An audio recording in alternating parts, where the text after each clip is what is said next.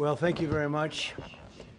That was very unexpected, but incredibly acted upon by Secret Service and law enforcement. And this was an event dedicated to freedom of speech that was supposed to bring together members of both parties with members of the press. And in a certain way it did, because the fact that they just unified, I saw a room that was just totally unified. It was in one way very beautiful, a very beautiful thing to see. A man charged a security checkpoint armed with multiple weapons, and he was taken down by some very brave members of Secret Service, and they acted very quickly and have just released, for purposes of transparency, clarity, I've ordered it to be put out. You probably have it by now. Put out on Truth and put out on many of the platforms.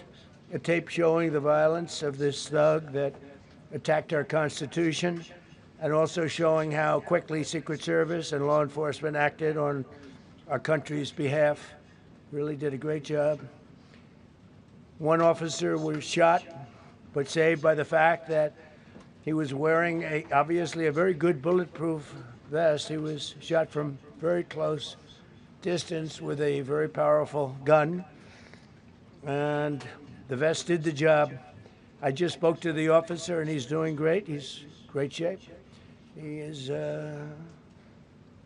very high spirits, and we told him we love him and respect him, and he's a very proud guy. He's very proud of what he does, Secret Service agent.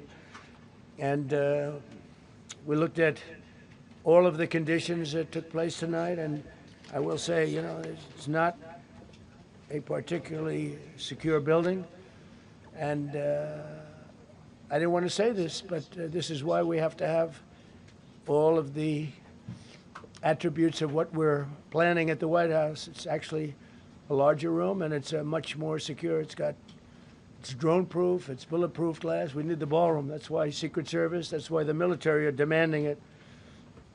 They've wanted the ballroom for 150 years for lots of different reasons, but today's a little bit different, because today we need levels of security that probably nobody's ever seen before.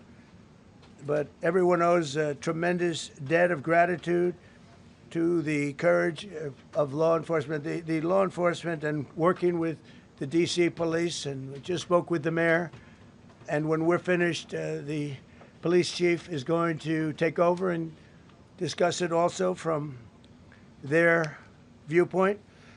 But they also performed exactly as they were supposed to, and you see the attacker in different positions, but you also see the attacker totally subdued and under control. So as you know, this is not the first time in the past couple of years that our republic has been attacked by a would-be assassin who sought to kill.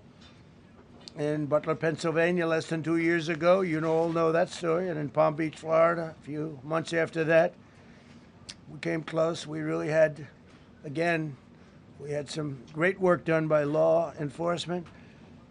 But in light of this evening's events, I ask that all Americans recommit with their hearts in resolving our difference peacefully. We have to resolve our differences. I will say, you had Republicans, Democrats, independents, conservatives, liberals, and progressives.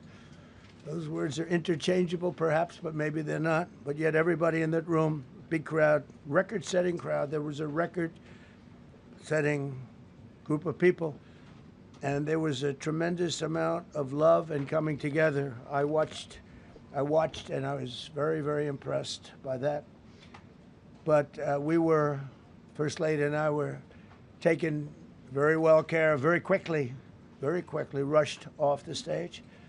Vice President J.D. Vance, who's here, was likewise beautifully done. He was just saying how quickly everybody acted, law enforcement, Secret Service in particular in this case, but law enforcement. Marco had the same thing. Pete was there. Pete didn't want any help. He didn't want anybody to help him. He doesn't want anybody to help him, but he did get some, didn't you? And I think you also said that it was very impressive. So with that, I'd like to ask Todd Blanche to come up, say a few words, and tell you it's already underway. The man has been captured. They're going to his apartment. I guess he lives in California, and he's a sick person, a very sick person. And we don't want things like this to happen. I think it's very important that I say, though, and I told the representatives of the evening, they did such a beautiful job. It was such a beautiful evening. And again, they're talking about free speech in our Constitution. That's what it's all about, not just White House correspondence. It was really based on free speech in our Constitution.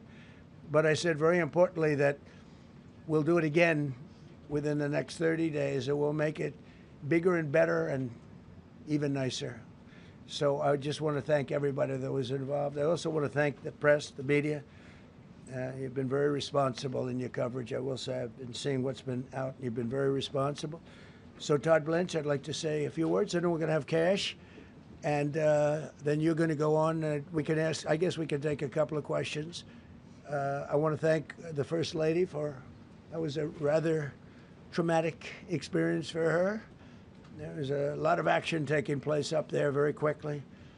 But again, the response time was really incredible. And we're going to reschedule. We're going to do it again. We're not going to let anybody take over our society. We're not going to cancel things out because we can't do that. We wanted to stay tonight. I will tell you, I fought like hell to stay. But it was protocol. They said, please, sir.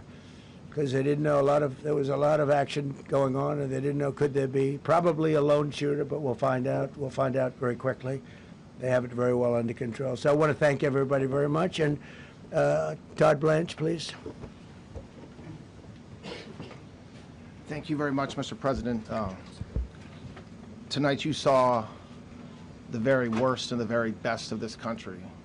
You saw the very worst by the actions of that coward that the President just talked about.